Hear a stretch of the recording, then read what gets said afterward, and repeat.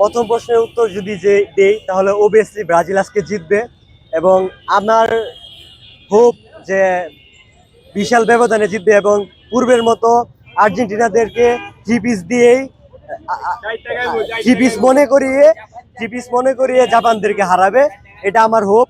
And Neymar ফিরতেছে, গত ম্যাচে ফিরছে, 12 মিনিট খেলছে। ওইটার অনুভূতি যদি বলি তাহলে বলে বোঝানো যাবে না, আমাদের আবেগ Neymar.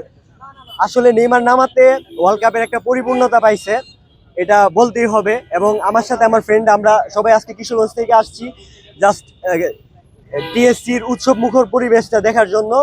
So we hope Brazil ভালোভাবেই জিতবে এবং জাপানকে খুবই বাজেভাবে হারাবে, এটা আমাদের আশা করি, এটা আমরা আশা করি। আজকের ম্যাচের প্রেডিকশন কি হতে পারে?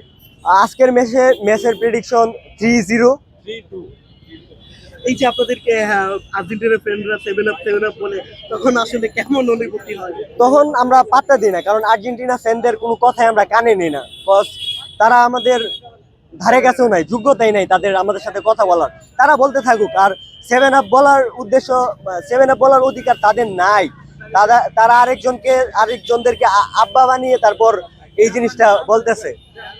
আর আজকে অনেকেই জাপানরে আব্বা বানাইছে, সো তাদের আব্বা বানিয়ে লাভ নাই, তারা হবে না কিছু।